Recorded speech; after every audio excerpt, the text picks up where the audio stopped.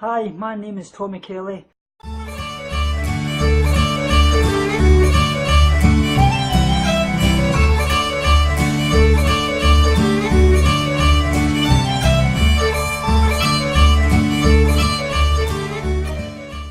Hi Tofu team, welcome back to another video. Today I want to start off in my new series basically talking about spiritualism, and today I'm going to link it on how spiritual health can actually help mental health.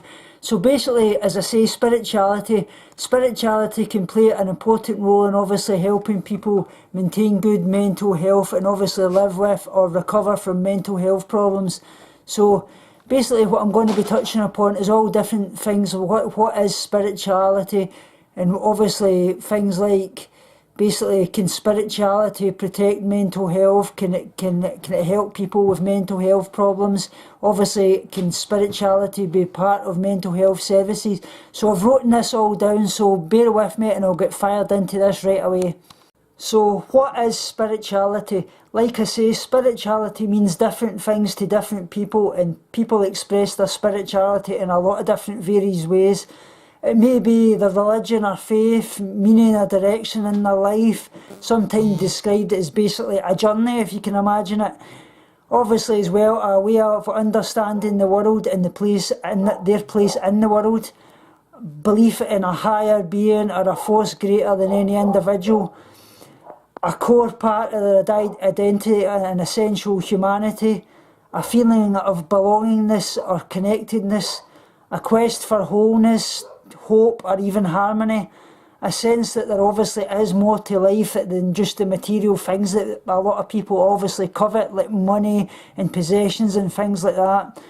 I know a lot of people say that they don't believe in a God, but they believe in a being of any description, but they do have a greater wonder of workings of the world and the universe, and they suppose that it's called a kind of spiritual response.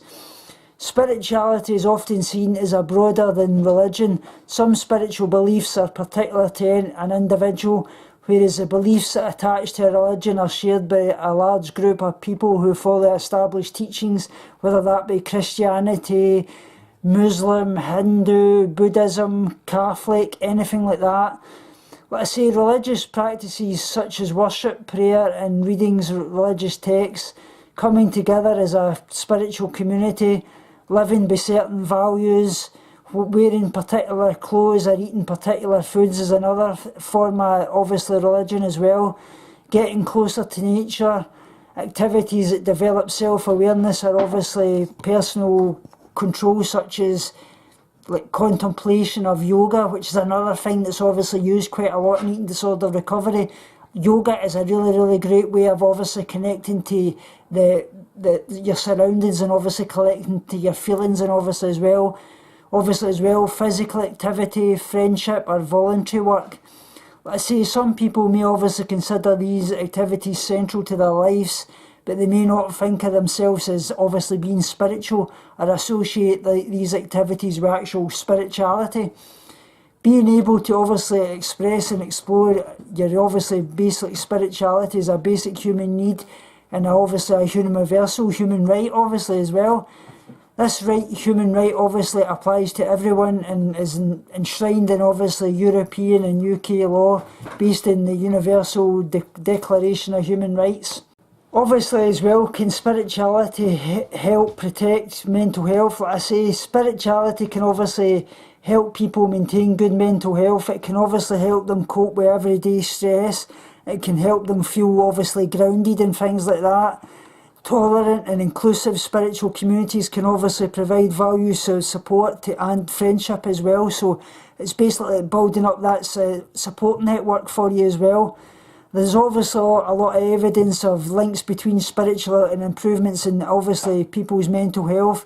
Through researchers do not know exactly how this works, but it does seem to have a greater impact on them. Obviously, I feel that in my personal experience, it's because you're preaching to a higher power.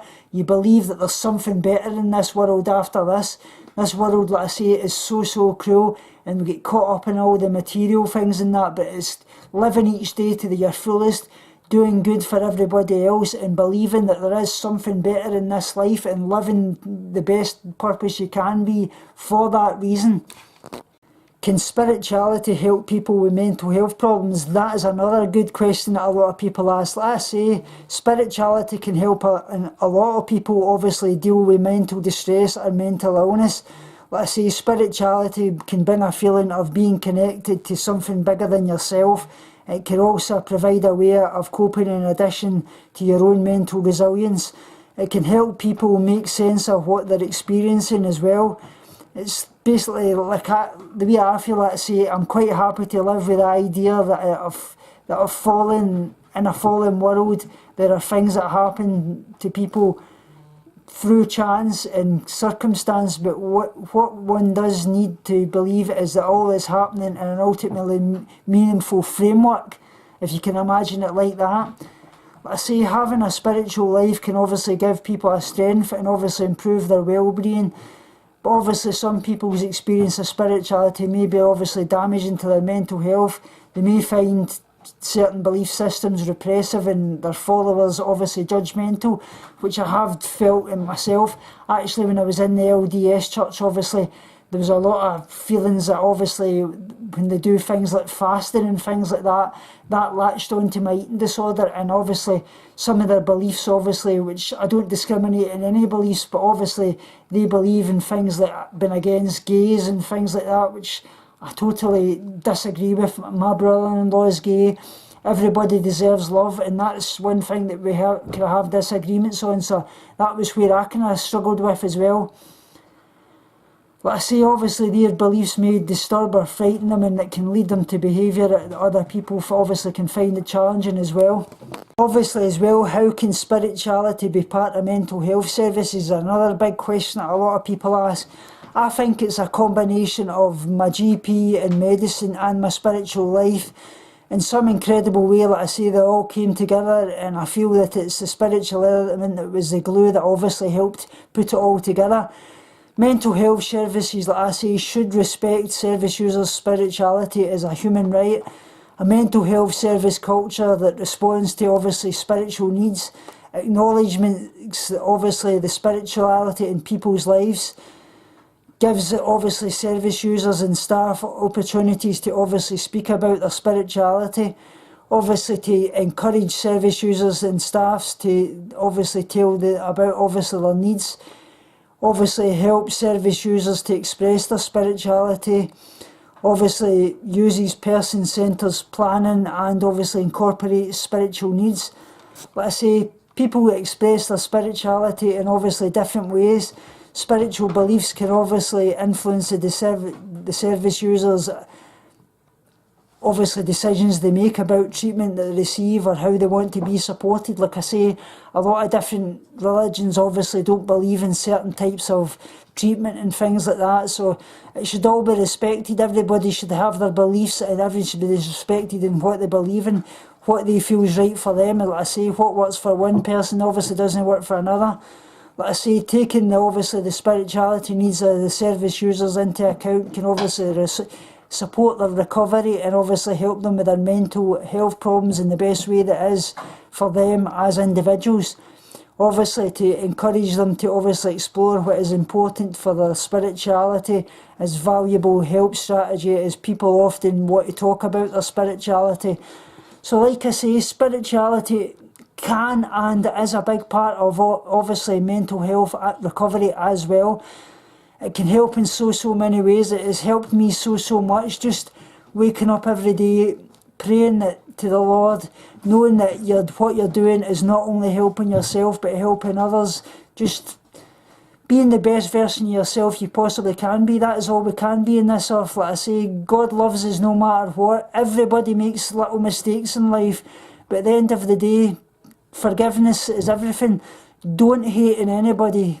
Like I say, don't ever take the Lord's word in vain, as the saying goes. And don't obviously talk behind people's backs. That's another part of the 10 Commandments that I will go into somewhere down the line as well.